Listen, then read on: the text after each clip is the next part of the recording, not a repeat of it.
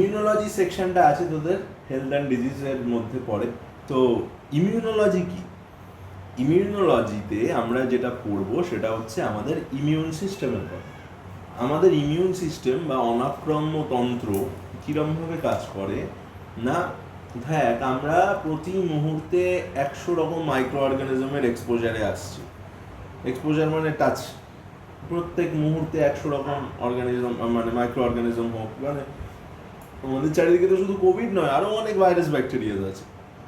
এবার তুই কোভিডের আগে কতটা মেনে চলতিস, প্রিকশনস মেনে চলতিস? তুই বাড়িতে গিয়ে কতবার সাবান দিয়ে কুনুই অবধি হাত ধুয়ে খেতে বসতিস? তুই বাড়ি থেকে কতবার বাড়িতে ফিরে এসে হাঁটু অবধি পা ধুতিস? কখনোই করতিস না, ধপ করে গিয়ে বিছানায় শুয়ে পড়তিস। এটাই তো লজিক। এবং যা মা দিল একটু ভালো মন্দ রান্না হয়েছে খেয়ে নিবি, হাতটা একবার জল দিয়ে ধুয়ে। সো হিসাব মতো তো তোর কবে ডায়রিয়া হয়ে মরে যাওয়া উচিত, তোর যদি বডিতে কোনো প্রোটেক্টিভ মেকানিজম না থাকে। কিন্তু তোর বডিতে এমন একটা সিস্টেম কন্টিনিউয়াস কাজ করছে যে তুই এইসব শত রকম ভুলভাল কাজ করলেও তোর বডিতে যে মাইক্রো অর্গানিজমগুলোকে ঢুকছে, সেই মাইক্রো অর্গানিজমগুলোর এগেনস্টে একটা প্রিমেটিভ প্রোটেকশন তৈরি করছে, ঠিক আছে? যার এগেনস্টে মানে যার জন্য কি হচ্ছে, তুই সহজে কখনো তুই রোগগ্রস্ত হচ্ছিস না। নাহলে আমার রাস্তায় বেরোলেই আমার কোনো একটা রোগ হয়ে যাওয়া উচিত, কারণ রাস্তায় আছে শত শত মাইক্রো অর্গানিজম। ইভেন আমরা এই ঘরে বসে আছি, এই ঘরে না কত কিছু আছে, কিন্তু আমাদের এত কিছু সত্ত্বেও খুব সহজে কিছু হচ্ছে না, কারণ আমাদের বডিতে একটা সিস্টেম অলওয়েজ কাজ করছে। এই যে রাস্তার ধারের ফুচকা, রাস্তার ভুলভাল জল খাচ্ছিস, সবসময় তো শরীর খারাপ হচ্ছে না, কারণ একটা সিস্টেম সবসময় আমাদের বডিতে কাজ করছে যে ভেতরের যে এনভায়রনমেন্ট আছে সেটাকে স্টেবল রাখার জন্য। সেই এনভায়রনমেন্টটাই মানে সেই সিস্টেমটাই হলো ইমিউনিটি। আর সেই ইমিউনিটি সংক্রান্ত যত কিছু স্টাডিজ আছে, সেই সাবজেক্টটাকে বলা হয় ইমিউনোলজি, ঠিক আছে?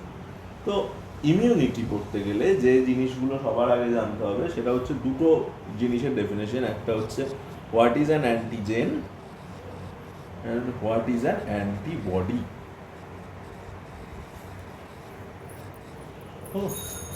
অ্যান্টিজেন কি আর অ্যান্টিবডি কি? সবার প্রথমে আসি অ্যান্টিজেনের কথা। অ্যান্টিজেন হচ্ছে একটা ফরেন প্রোটিনেশিয়াস সাবস্টেন্স, ফরেন আর প্রোটিনেশিয়াস।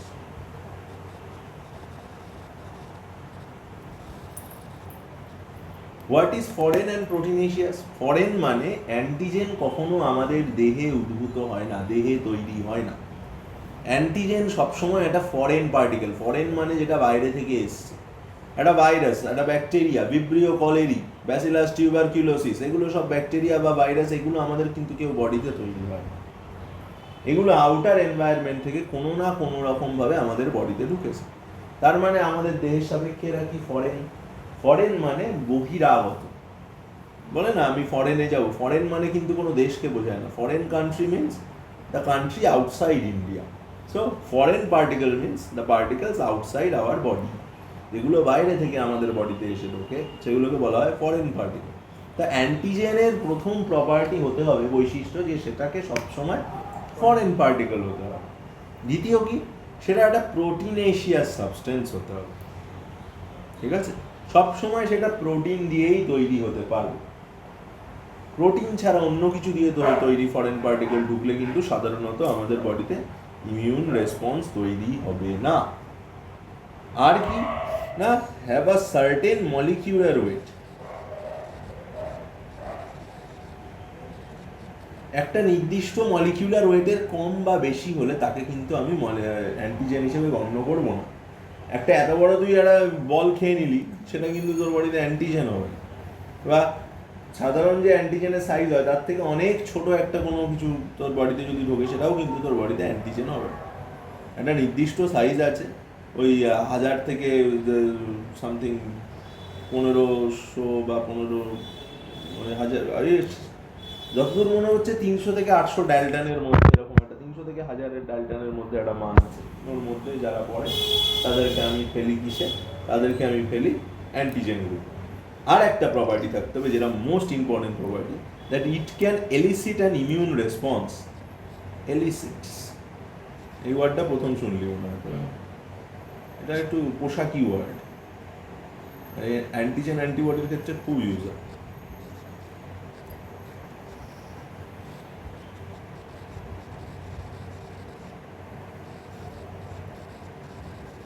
এলিসিটস মানে হচ্ছে রাইজ, মানে হচ্ছে, হ্যাপেনিং।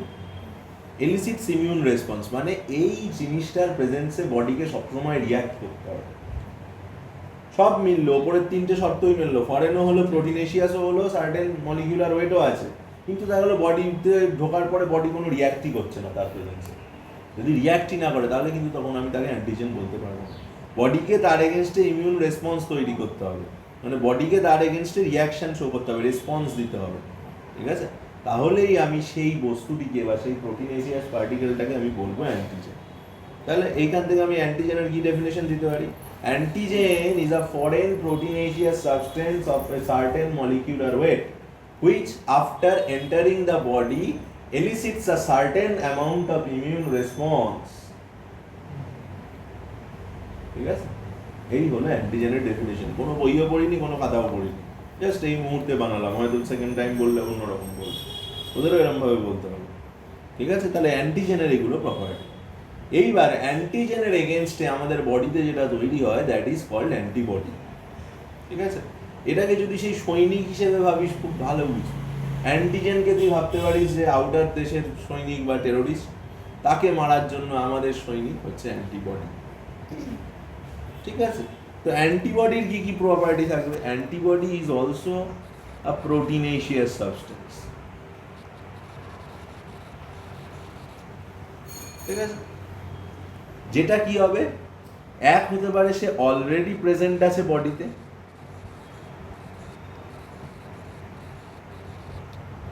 বা হতে পারে কি synthesized after the response.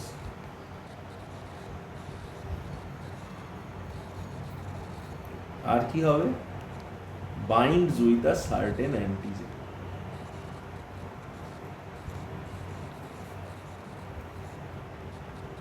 অ্যান্টিজেনকে ছোট করে এজি লেখা হয়, অ্যান্টিবডিকে এবি লেখা হয়।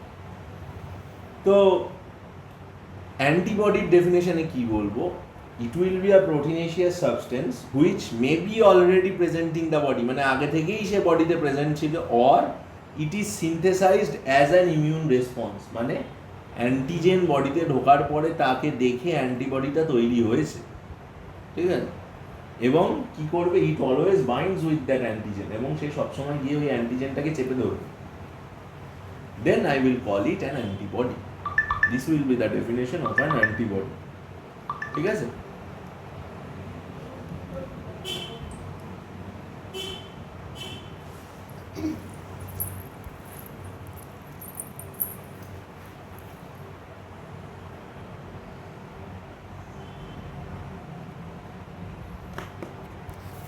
এইবার যে জিনিসটা বলবো সেটা হচ্ছে টাইপস অফ ইমিউন রেসপন্সের কথা বলবো।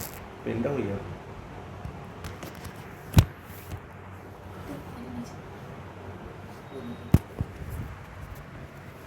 এইবার ইমিউন রেসপন্সের কথা বলবো। অ্যান্টিজেন অ্যান্টিবডির পরে ইমিউন রেসপন্স কি করে হচ্ছে এবং সে তার এগেনস্টে কি করে কি তৈরি হচ্ছে, সেটা বললে আই থিঙ্ক বেটার বুঝতে পারবি। কঠিন লাগছে না তো? আচ্ছা,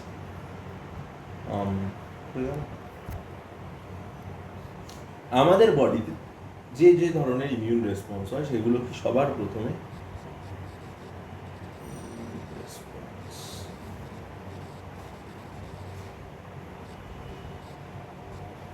প্রাইমারি ইমিউন রেসপন্স,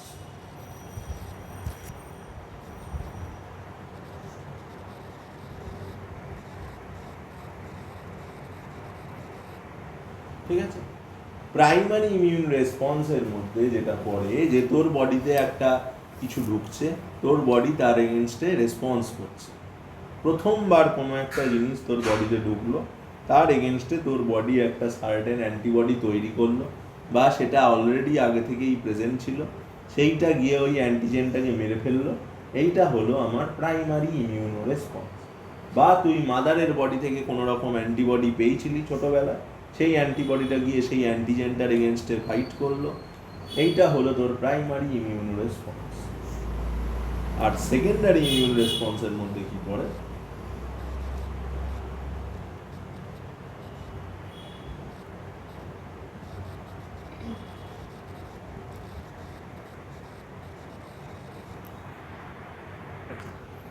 তো প্রাইমারি ইমিউন রেসপন্স আর secondary immune response. Primary immune response কি হচ্ছে, যে তোর বডি কি হচ্ছে, তোর বডির কাছে অলরেডি এমন একটা কিছু প্রেজেন্স ছিল যার মাধ্যমে তোর বডি রিয়াক্ট করছে।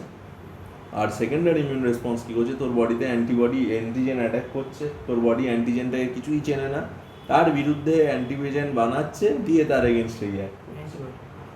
ঠিক আছে, এই হচ্ছে প্রাইমারি আর সেকেন্ডারি ইমিউন রেসপন্সের মধ্যে ডিফারেন্স। আরও ভাগ করা হয় ইমিউনিটিকে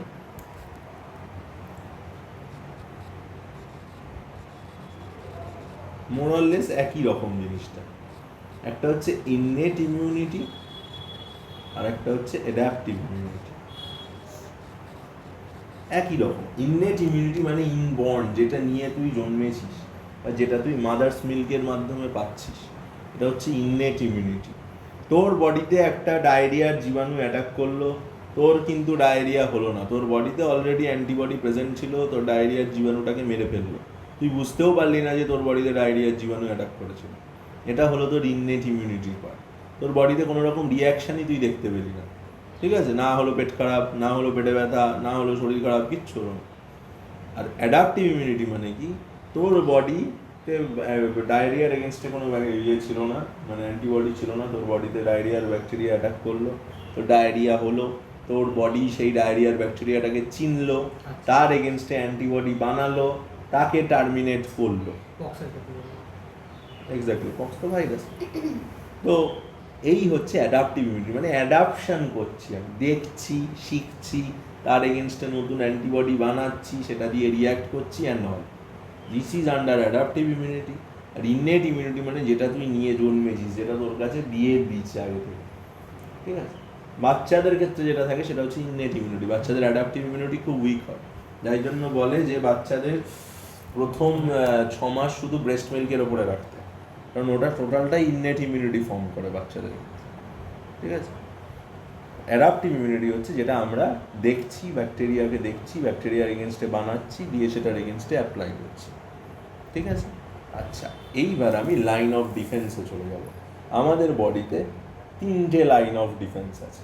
যেমন আমাদের ইন্ডিয়ায় ঢুকতে লাইন অফ ডিফেন্স আছে, সবার প্রথমে কাঁটাতারের বর্ডার, তারপরে ধর একটা সেট অফ আর্মি, তারপরে আবার বেস আছে, এরকমভাবে যেমন স্টেপ বাই স্টেপ আছে, সেরকম বডিতেও তাই, বডিরও লাইন অফ ডিফেন্স আছে। লাইন অফ ডিফেন্স মানে একটা ব্যাকটেরিয়াকে বা ভাইরাসকে বা যে কোনো মাইক্রো অর্গানিজমকে এই সবকটা লাইন অফ ডিফেন্স কভার করে বডিতে ঢুকতে হয়। সবার ফার্স্ট লাইন অফ ডিফেন্সে কে আছে? সবার প্রথমে হচ্ছে ফার্স্ট লাইন অফ ডিফেন্স। আমাদের কে আছে ফার্স্ট লাইন অফ ডিফেন্সে? স্কিন হলো। আমাদের সোয়েট আছে, সোয়েটের মধ্যে কি থাকে? সোয়েটের মধ্যে NaCl থাকে, টেবিল সল্ট, যেটা কি করে ব্যাকটেরিয়া বা ব্যাকটেরিয়াদের কি করে বা মাইক্রো অর্গানিজমদের কি করে, ওটাকে কি বলে, প্রসেসটার নাম এক্সো অসমোসিস করে দেয়, বডি থেকে জল বার করে দেয়, বহি অবিশ্রবণ প্রক্রিয়া দিয়ে ব্যাকটেরিয়াগুলো মরে যায়। ঠিক আছে, এইগুলো হচ্ছে প্রোটেকশানে হেল্প করে। আর কি থাকে? মিউকাস থাকে, যেটাকে তোরা নাকের সর্দিও বলে থাকিস। ঠিক আছে, আর কি থাকে? কানে থাকে সেরুমেন।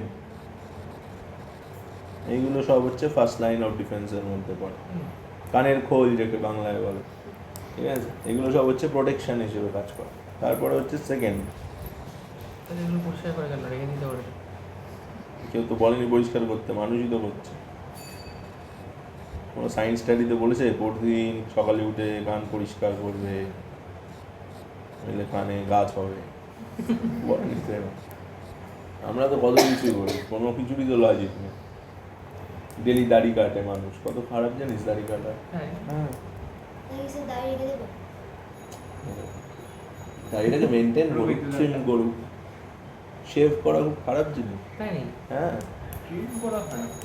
ট্রিম করা খারাপ নয় তো, শেভ করা অবশ্যই খারাপ। শেভ করলে স্কিন প্রচুর ড্যামেজ হয় স্কিনে। যারা রেগুলার শেভ করে তাদের গালে হাত দিয়ে দেখবি, বাঁদরের গালের মতো হয় গালগুলো।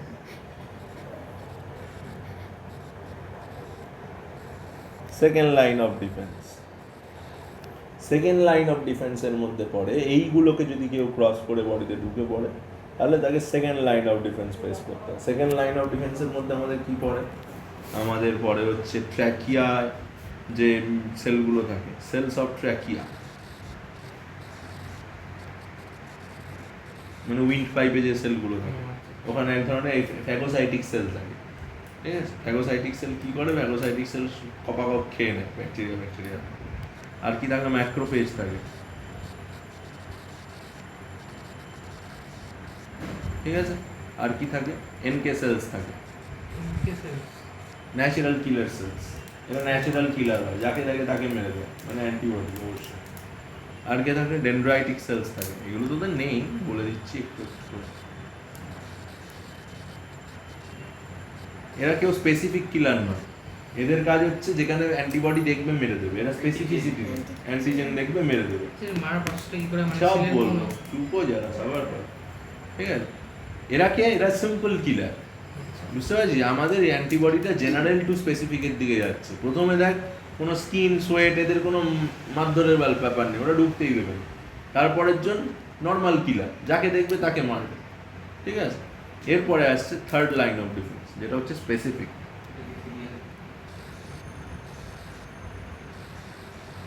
ওরা হচ্ছে স্পেসিফিক কিলার, লক অ্যান্ড কি কনসেপ্টে কাজ করে। যেমন একটা নির্দিষ্ট লকে, একটা নির্দিষ্ট অ্যান্টিজেনের জন্য সবসময় একটা নির্দিষ্ট অ্যান্টিবডি প্রেজেন্ট থাকে। মানে আমি জানি যে এ এই কাজটা করে, তাহলে একে মারার জন্য আমাকে এই হাতিয়ারটা ইউজ করতে হবে, বুঝতে পারিস? এরকম ব্যাপার। আমাদের ইমিউনিটির থেকে ইন্টারেস্টিং কিচ্ছু নেই, দারুণ জিনিস, আমার ফেভারিট টপিকের মধ্যে একটা। এইগুলো আমার মানে প্রিয় জায়গার মধ্যে পড়ে। ইমিউনিটিতে আমি প্রচুর স্কোর করতাম, ইমিউনিটি আর মল বায়ো। আচ্ছা, থার্ড লাইন অফ ডিফেন্সের মধ্যে যেটা পড়ে, থার্ড লাইন অফ ডিফেন্সের মধ্যে আছে আমাদের, আচ্ছা এই সেকেন্ড লাইন অফ ডিফেন্সে আরেকটা জিনিস পড়ে, HCl, এটা আমাদের স্টমাকে থাকে, ঠিক আছে? আর কি থার্ড লাইন অফ ডিফেন্সে পড়ে? পুরোপুরি অ্যান্টিবডি স্টক আমাদের বডিতে, অ্যান্টিবডিজ, কমপ্লিমেন্ট সিস্টেম।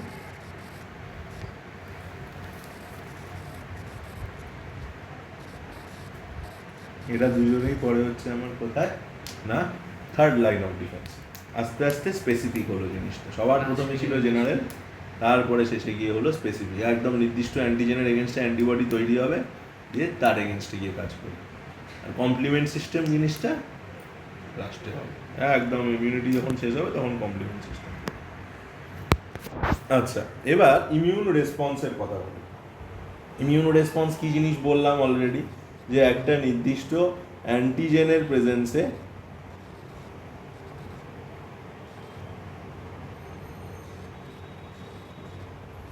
আমাদের বডি যে নির্দিষ্ট অ্যান্টিবডি তৈরি করছে এবং তার এগেনস্টে যেভাবে রিয়্যাক্ট করছে, এই পুরো প্রসেসটার নামই হলো ইমিউনো রেসপন্স। এবার ইমিউনো রেসপন্স দুরকম হয়। আমাদের ওপরে হামলা বাইরের দেশ অনেক রকমভাবে করতে পারে। স্থলে হামলা করতে পারে টেরিস্ট্রিয়াল ফোর্স দিয়ে, জলে হামলা করতে পারে নেভাল ফোর্স দিয়ে, আকাশে হামলা করতে পারে এয়ার ফোর্স দিয়ে। তো এবার যদি আমাকে জলে অ্যাটাক করে, আমি কি আর ইন্ডিয়ান আর্মিকে জলে নামিয়ে দেবো? কখনোই না, আমি ইন্ডিয়ান নেভি ইউজ করবো। আমাকে যদি এয়ারে অ্যাটাক করে, আমি তো আর জল থেকে কামান ছুড়বো না, আমাকে তখন এয়ারে লড়তে হবে, ঠিক না? যে জায়গায় অ্যাটাক হবে সেই ওয়াইজ আমাকে লড়তে হবে। বডিতেও তাই, বডিতে দুটো মিডিয়াম পড়ে, একটা হচ্ছে সেল মিডিয়াম আর একটা হচ্ছে হিউমোরাল মিডিয়াম। মানে হিউমোরাল মানে হচ্ছে লিকুইডস, ব্লাড, লিম্ফ, এইসবের মধ্যে, not blood cell, only blood, plasma, ঠিক আছে? যদি অ্যান্টিজেন লিকুইডের মধ্যে থাকে তাহলে এক ধরনের ইমিউনিটি অ্যাক্টিভ হবে, যদি অ্যান্টিজেন কোনো সেলের মধ্যে ঢুকে বসে থাকে তাহলে এক ধরনের ইমিউনিটি অ্যাক্টিভ হবে।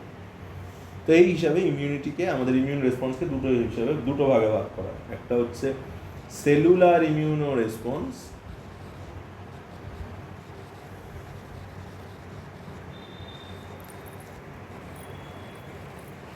আর একটা হচ্ছে হিউমোরাল ইমিউনো রেসপন্স।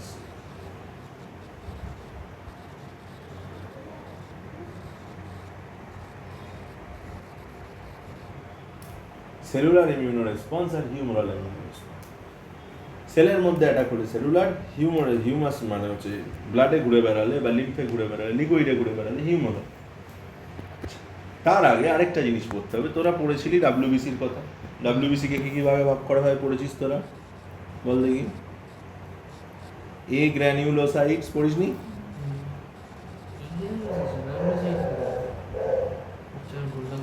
কি পড়িস? গ্রানুলোসাইট এ গ্রানুলোসাইট দুটো আলাদা আলাদা। এ গ্র্যানিউলোসাইটস আর গ্র্যানিউলোসাইটস মানে কি জানিস? নামের মধ্যেই মানে আছে, কখনো কেউ বলেনি। যার মধ্যে গ্র্যানিউল আছে দ্যাট ইজ গ্র্যানিউলোসাইটস, আর যার মধ্যে গ্র্যানিউল নেই হচ্ছে এই গ্র্যানিউলোসাইটস। গ্র্যানিউল হচ্ছে যার সাইটোপ্লাজম দানাদার, দ্যাট ইজ গ্র্যানিউলোসাইটস। গ্র্যানিউলার সাইটোপ্লাজম যাদের, তারা গ্র্যানিউলোসাইটস, আর যাদের সাইটোপ্লাজম ফাইন হয়, কোনো গ্র্যানিউল থাকে না, তারা এই গ্র্যানিউলোসাইটস। এই গ্র্যানিউলোসাইটসের মধ্যে পড়ে হচ্ছে কি, আমাদের বই লেখা থাকে আগ্রানুলোসাইট। সিম্পল থিং, বাট ওটার পাশে ইংলিশটা একটু বলে দেওয়া উচিত। আও বলতে পারে, একই জিনিস, বাট একটু স্যারদের বলে দেওয়া উচিত। আচ্ছা, এগ্রানুলোসাইটস বা আগ্রানুলোসাইটস যেটা ইচ্ছা বলতে পারিস। তো তার আন্ডারে কারা পড়ে? তার আন্ডারে পড়ে হচ্ছে মোনোসাইট আর লিম্ফোসাইট। এগুলো শুনেছিস তো? লিম্ফোসাইটস। আর গ্র্যানিউলোসাইটস এর আন্ডারে কারা পড়ে? নিউট্রোফিল, ইওসিনোফিল আর বেসোফিল। ইওসিনোফিলের আরেকটা নাম আছে অ্যাসিডোফিল, ঠিক আছে? ওর পিএইচ হয় অ্যাসিডিক, তাই জন্য। আচ্ছা, যাই হোক, এখানে আমাদের কারুকে নিয়ে কোনো মাথা ব্যথা নেই, আমাদের শুধু মাথা ব্যথা এই ব্যক্তিকে নিয়ে, এই লিম্ফোসাইট। লিম্ফোসাইট হচ্ছে পুরোপুরি এই ইমিউনিটির রাজা। যা ইমিউনিটিতে যত কন্ট্রোল হয় সব লিম্ফোসাইট দিয়েই হয়। এছাড়া টুকটাক মোনোসাইট আর নিউট্রোফিল হেল্প করে ফ্যাগোসাইটিক রিয়াকশানে। ফ্যাগোসাইটিক রিয়াকশন মানে কোনো কিছুকে গিলে খাওয়া। হ্যাঁ, ওটা পরে বলছি। মানে ম্যাক্রোফাজ হিসেবে অনেক সময় মোনোসাইট কাজ করে। মোনোসাইটেরই একটা মডিফাইড ফর্ম হচ্ছে ম্যাক্রোফাজ। এখানে এটা লিখেছিলাম, এটাও ইমিউনিটির ক্ষেত্রে খুব ইম্পর্টেন্ট একটা জিনিস। ও কী করে ইম্পর্টেন্ট, কী কাজ করে, সব পরে হচ্ছে। আচ্ছা, লিম্ফোসাইটের কথায় আসি। লিম্ফোসাইট একটা এগ্রানুলোসাইট সেল। লিম্ফোসাইট সাধারণত তৈরি হয় কোথায় না, আমাদের জানা আছে, আমাদের বোন ম্যারোতে তৈরি হয়। বোন ম্যারোতে তৈরি হয় লিম্ফোসাইট। আর বোন ম্যারোকে বাংলায় কি বলে? অস্থি মজ্জা। বোন ম্যারোতে তৈরি হচ্ছে লিম্ফোসাইট। এবার লিম্ফোসাইট বোন ম্যারোতে তৈরি হওয়ার পরে ম্যাচুরেশনের পালা আসে। তৈরি হয়ে গেছে, ছেলেকে পড়াশোনাও তো করতে হবে। এবার বোন ম্যারো মানে লিম্ফোসাইট দুভাগে ভেঙে যায়। দুভাগে ভেঙে যায় মানে একদল বোন ম্যারোতেই থেকে যায়, আর একদল বোন ম্যারো থেকে চলে যায় একটা গ্ল্যান্ড, যেটা কোথায় থাকে, আমাদের ঠিক হার্টের ওপরে থাকে, that is call thymus gland. ঠিক আছে? দিয়ে যারা থাইমাস গ্ল্যান্ডে চলে যায় তাদের নাম হয়ে যায় T lymphocyte, T for thymus. আর যারা বোন ম্যারোতেই থেকে যায় তাদের নাম হয়ে যায় বি লিম্ফোসাইট।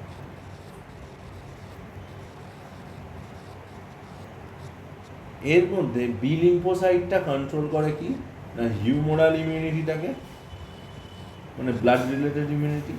থাইমাস কন্ট্রোল করে আমাদের সেলুলার ইমিউনিটি। এবার বি লিম্ফোসাইটকে দু রকম সেলে ভাঙা যায়। একটা হচ্ছে বি প্লাজমা সেল আর প্লাজমা বি সেলস, আর একটা হচ্ছে বি মেমোরি সেল আর মেমোরি বি সেলস। হলো? আর টি লিম্ফোসাইটকে ভাগ করা হয় কি সেই হিসেবে, টিসি, টিএইচ, টিকে, টিআর আর টিএম। ফুল ফর্ম কি? TC for cytotoxic, TH for helper, TK for killer, TR for regulator or repressor, আর টিএম ফর মেমোরি। প্রত্যেকটার কি কাজ এখনই দেখতে পাবো। আর এই সেকশনটা কাজ করে সেলুলার ইমিউনিটি কন্ট্রোলে, এই সেকশনটা কাজ করে হিউমারাল ইমিউনিটি কন্ট্রোল।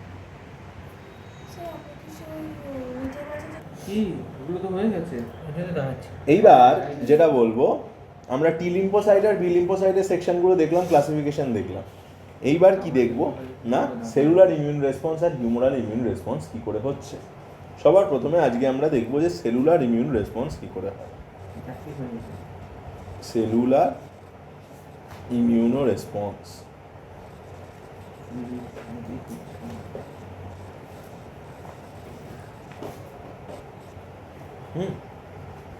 সবার প্রথমে কি হয়, একটা সেল আছে ধর, ঠিক আছে, সেলের মধ্যে নিউক্লিয়াস আছে। প্রত্যেকটা ইন্ডিভিজুয়াল বডি সেল তাদের একটা প্রপার্টি থাকে। যেমন প্রত্যেকটা স্কুলে স্টুডেন্টের একটা ইন্ডিভিজুয়াল আইডেন্টিটি আছে, সেরকম প্রত্যেকটা বডি সেলের একটা ইন্ডিভিজুয়াল আইডেন্টিটি আছে, যেটা এরকমভাবে সেলটার গায়ে লাগানো থাকে। This is called MHC class 1.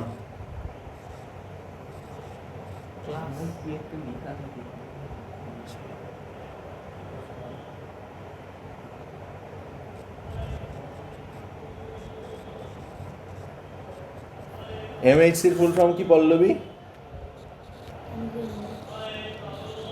Major histocompatibility compatibility complex class 1।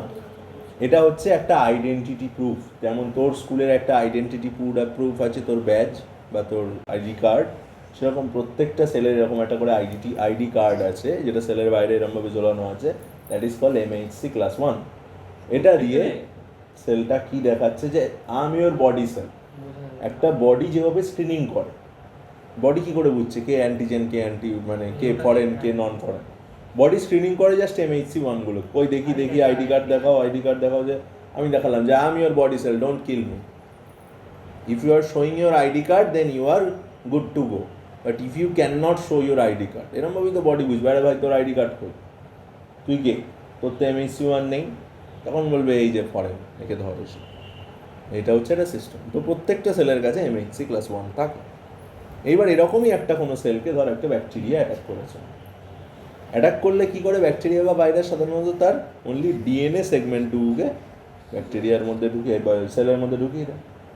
এইবার এই সেল কি করে, যে সেলকে অ্যাটাক হলো সেই সেল কি করে, সেই সেলের কাছে কিছু এনজাইমস থাকে। এনজাইমস লাইক, বল এনজাইমগুলোকে কি এনজাইম বলা হয়? এন্ডোনিউক্লিয়াস আর এক্সোনিউক্লিয়াস এনজাইমস, ঠিক আছে। সেই এনজাইমগুলোকে ইউজ করে এরা কি করে যে এই, হ্যাঁ আমরা যে এন্ডোনিউক্লিয়াস এক্সোনিউক্লিয়াস পড়েছি ওইগুলো সেলের কাছে যেগুলো থাকে, হ্যাঁ ও কি করে, এই যে ডিএনএ যেটা অ্যাটাক করেছে সেলটাকে, তাই সেই ডিএনএর একটা ছোট্ট পিস কেটে নেয়, ঠিক আছে। সেই ডিএনএটা ছোট্ট একটা পিস কেটে MHC ক্লাস 1 লাগিয়ে নেয়, দিয়ে বডিকে দেখায় যে দেখো বডি তো MHC1 রিড করে, বডি তো সেলের মধ্যে কি হচ্ছে রিড করতে পারে না, বডি শুধু MHC1কে রিড করে। তাই জন্য সেলটা কী করলো, এই যে ডিএনএটা যেটা ব্যাকটেরিয়াল ডিএনএ যেটা অ্যাটাক করেছিল, ব্যাকটেরিয়াল ডিএনএটাকে একটু পিস কাটলো, এক্সোনিউক্লিয়াস হোক বা এন্ডোনিউক্লিয়াস দিয়ে হোক, দিয়ে সেটাকে MHC1 লাগালো, দিয়ে দেখাচ্ছে সেলকে, মানে বডিকে দেখাচ্ছে দেখো আমার MHC1 দিয়ে তোমার এই দেখো আমাকে এই রকম একটা ব্যাকটেরিয়া অ্যাটাক করেছে, হেল্প মি। যখনই সিগন্যালটা MHC ক্লাস 1 মাধ্যমে যায় বডিতে, এবং যখনই অ্যাটাকটা সেলে হয়, তখন অ্যাক্টিভ হয়ে যায় আমাদের সেলুলার ইমিউন রেসপন্স। আর MHC1 দিয়ে সিগন্যাল দেখলেই এখানে দৌড়তে ছুটতে যাবে, যে তার নাম হচ্ছে TC সেল আর সাইটোটক্সিক টি সেল। সাইটোটক্সিক সেলের জন্য টক্সিসিটি তৈরি করে। টিসি সেল গিয়ে কি করে, টিসি সেল গিয়ে বাইন্ড করে এইখানে, বাইন্ডিংয়ের আলাদা ফর্ম আছে, মানে বাইন্ডিংটা টোটালি একটা মানে একটা আলাদা একটা সেকশন ইমিউনিটিতে। যেহেতু তোদের অত কিছু নেই আমি কিছু বলছি না। So সিডিকে cyclin dependent kinase activity দিয়ে বাইন্ড হয়, CDK4 দেখায়, CDK8 দেখায়, মানে অনেক ব্যাপার আছে। যাই হোক, এখানে কিছু সার্টেন কেমিক্যাল রিলিজ হয়। তো এরা দুজন বাইন্ড করার পরে এরা কেমিক্যাল ক্রস টক করে। কেমিক্যাল ক্রস টক করা মানে ওরা তো আর অবলা, আমাদের মতন তো আর কথা বলতে পারে না বসে যে ভাই কী হয়েছে বল, কী সমস্যা, এটা তো বলতে পারে না। সো এ কী করছে, টিসি কিছু কেমিক্যাল রিলিজ করে like interferons and ইন্টারলিউকিনস।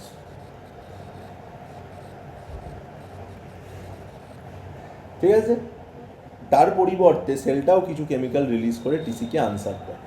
This is called chemical crosstalk. Chemical রিলিজের মাধ্যমে কথা বলছে দুজন। কি ইন্টারেস্টিং জিনিস। এইবার টিসি পুরো জিনিসটা এবার বুঝে গেল যে আচ্ছা এই সমস্যা, তোকে এই রকম ব্যাকটেরিয়া অ্যাটাক করেছে, তো এই ব্যাপার। এবার টিসি সব জানে, সব বোঝে, কিন্তু টিসির একটা সমস্যা, যে টিসি একা কিছু ডিসিশন নিতে পারে না। টিসির হাত পা বাঁধা, টিসি সব পারে, সব টিসি করবে, কিন্তু ওই যে ওপরে মালিক বসে আছে, কন্ট্রাক্টরের ওপর দিয়ে মিস্ত্রি যেতে পারবে না কখনো। টিসিকে হেড অফিসের বড়োবাবুকে খবর দিতে হবে, তাছাড়া তো কোনো কাজ হবে না। যে ও যতক্ষণ না বলবে যে হ্যাঁ ওকে স্ট্যাম্প মেরে দিল যে কর ভাই তুই কাজ, তা ততক্ষণ করতে পারবে না ডিসি কাজ। তাহলে ও বড়োবাবুকে ডাকবে। তো এই প্রসেসের সেই হত্যাকর্তা কে? টিএইচ আর হেল্পার টি সেল। টিসি আসে, হেল্পার টি সেলকে ডেকে আনে, দিয়ে ও আবার কিছু কেমিক্যাল রিলিজ করে টিএইচকে বোঝায় যে এই ঘটনা হয়েছে, এবং টিএইচ পুরো জিনিসটা আবার দেখে। আবার টিসি বলে যে এইরকম এরকম হয়েছে, আমি এর এগেনস্টে এই করতে চাই, আমি এইভাবে ভেবেছি এটা করব। যদি টিএইচ দেখে যে টিসি ঠিক ডিসিশন নিয়েছে, তাহলে বলবে okay you are good to go, মানে I am giving you positive signal যে করো ভাই, ঠিক জায়গায় এগোচ্ছ। এইটা হতে পারে। এমন হতে পারে যে টিএইচ বুঝলো যে কই যে ডিএনএটার কথা বলছে টিসি, সেই ডিএনএটা আদেও নেই, ডিএনএটা অন্য। তখন ও টিসিকে বলবে ঠিক আছে তুমি টেনে দাও এখান থেকে। তখন আবার একটা নতুন টিসি এসে বাইন্ড করবে, সে আবার একটা টিএইচকে ডাকবে। যে কোনো দুটো ঘটনা ঘটবে। আইদার ওই টিসিটা যেটা করছে তাকে পজিটিভ সিগন্যাল দেওয়া হবে যে করো, আর তাকে নেগেটিভ সিগন্যাল দেওয়া হবে, তখন টিসি টিএইচ দুজনেই বেরিয়ে যায়, আবার একটা নতুন টিসি আসে। তো ধরে নিলাম পজিটিভ সিগন্যাল পেল। টিএইচ যেই বললো যে okay I am giving you positive signal, now you can move on, ওই মুহূর্তে টিসিটা কী হবে, এই টিসিটা হয়ে যাবে অ্যাক্টিভেটেড। টিসি একবার যদি অ্যাক্টিভেটেড হয়ে যায়, ও হিউজ অ্যামাউন্টে প্রলিফারেট করতে শুরু করে। প্রলিফারেট মানে র্যাপিড ডিভিশন করা, খুব তাড়াতাড়ি কোষ বিভাজন করা, প্রচুর অ্যামাউন্ট। সেই টিসিটা থেকে কয়েকশো, কয়েক হাজার, কয়েক লাখ সেল তৈরি হয়ে যায়, কয়েক লাখ না কয়েক হাজার সেল তৈরি হয়ে যায় খুব তাড়াতাড়ি। এই যে নতুন ধরনের সেলগুলো তৈরি হলো, তার মধ্যে 75% সেল একই রকম হয়। সেই সেলগুলোকে বলা হয় TK cells or killer T cells. ঠিক আছে, এরা হচ্ছে শিবের সেই প্রলয় ফর্ম। এরা শুধু kill kill and kill, they know only kill. ঠিক আছে, শোন না, তো এদের মধ্যে একটা এনজাইম থাকে, that is called perforin. Perforin নামটা থেকে কি বোঝা যাচ্ছে? That can perforate. What is a perforation? কোনো কিছুকে ফুটো করে দেওয়াকে বলা হয় পারফোরেশন। তো পারফোরিন কি করে? এবার টিকে তো খ্যাপা, টিকে জানে না কি করতে হবে, টিকে জানে শুধু কিল করতে হবে। টিকে যেই আর তৈরি হলো, ও পারফোরিন রিলিজ করা শুরু করে দেবে। কোথায় শুরু করবে? এই সেলটার আশেপাশে। দিয়ে প্রচুর পারফোরিন রিলিজ হবে, দিয়ে সেলটাকে ও চারিদিক থেকে ফাটিয়ে দেবে। সেল যদি ফেটে যায়, সেলের মধ্যে যে ডিএনএটা ছিল, ব্যাকটেরিয়াটা ছিল, সেটাও নিউট্রালাইজ হয়ে গেল, আর ক্ষতি করতে পারলো না। ঠিক আছে, টিকের কাজ সম্পূর্ণ হলো। এবার টিকে কি বলেছি আগে, ও শুধু কিল করতে পারে, ও থামতেই আনে না। এবার আশেপাশে তো প্রচুর সেল যেগুলো সুস্থ, হয়তো আমার দেখা গেলো 10টা সেল হার্মফুল ছিল, এফেক্টেড ছিল, 10টা সেলকে তো ও নিমিশে মেরে দেবে।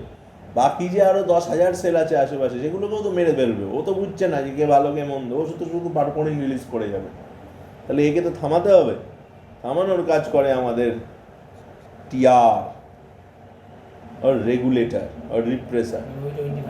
যেই দেখবে ও মোটামুটি 15% মতো থাকে, ও গিয়ে কি করছে, টিকে যেই দেখছে টিকের কাজ শেষ, মানে সব ডিজিজ সেল, মানে অ্যাফেক্টেড সেল সব মরে গেছে, ও গিয়ে জাস্ট টিকে অফ করে দিচ্ছে। আর এতক্ষণ যা যা হলো সব প্রথম থেকে, এই টিকে তৈরি হলো, টিআর আসলো, টিআরকে অফ করে দিল, টিকে সবাইকে মারলো, সব কিছু, ব্যাকটেরিয়াটা ডিএনএটা কেমন দেখতে, অল দ্য মেসেজেস, সব মেসেজেস হোল্ড করে রাখলো, যে তার নাম হলো টিএম। ও হচ্ছে বাকি 10%। হোল্ড করে রাখলো মানে সব কিছু নোট ডাউন করে রাখলো এক জায়গায়, প্রত্যেকটা মেসেজ ওর কাছে নোটেড থাকলো মেমোরি সেলটার কাছে। এর নাম হচ্ছে মেমোরিটি। নেক্সট টাইম সেম ব্যাকটেরিয়া আবার এরকম সেলে অ্যাটাক করলো, টিসি টিএইচ কারুর দরকার নেই। টিএম দেখলো যে ওই একই সিগন্যাল আসছে, একই রকম ব্যাকটেরিয়ার সিগন্যাল, টিএম যাবে, যে এই টিএমটা তৈরি ছিল, ও যাবে ডাইরেক্ট টিকে তৈরি করবে, মারবে, চলে আসবে। Simple and shorted process. টিসিকে আসতেই হবে যে কোন সেলটা ইয়ে করছে। হ্যাঁ অবশ্যই তো আসতে হবে, তা টিসিকে আসতে হবে না তখন, TC যেই সিগন্যালটা দেখবে ও দেখবে আর এটা তো চেনা সিগন্যাল, এটা অলরেডি আমাদের বডি এনকাউন্টার করেছে এক সময়, তখন ডাইরেক্ট টিএম, আর এইটা তখন হবে সেকেন্ডারি ইমিউন রেসপন্স। ঠিক আছে, স্যার তাহলে সেক্ষেত্রে টিআর লাগবে না টিকেটের মতো? ভালো। সেক্ষেত্রে অনেক টিআর লাগবে না টিকেটের টিকে টিআর টিএম আবার তিনটেই তৈরি হবে টিএমটা থেকে, কিছু লাগবে। বুঝতে গেল? এই হচ্ছে আমাদের সেকেন্ডারি ইমিউন রেসপন্স। কোনো এনজাইম বা এনজাইম রিলিজ করে, কেমিক্যাল রিলিজ করে ইন্টারফেরনের মাধ্যমে। ঠিক আছে, ওই জন্য যতবার হবে রিয়াকশনটা ততবার থামাতে পারবে। ওই জন্য অনেকে বলে যে পক্স একবার হলে আর হয় না, কিন্তু অনেকের 2-3 বার হয়, কারণ পক্সের তো আর একটা স্ট্রেন নেই, আচ্ছা আচ্ছা পক্সের তো মাল্টিপল স্ট্রেন। যে তোকে যদি 10 বার 10টা স্ট্রেন অ্যাটাক করে তো 10 বারই পক্স হবে। যেমন তোকে যদি 10 বার 10খানা কোভিডের স্ট্রেন অ্যাটাক করে তাহলে তো 10 বারই কোভিড হবে, কিন্তু তোকে যদি সেম স্ট্রেন অ্যাটাক করে তাহলে তোর একবারই হবে, কি দরকার ছিল? তাহলে ভ্যাকসিনের কোনো মানেই নেই। যাই হোক, এগুলো রেকর্ড ভিডিও চলছে।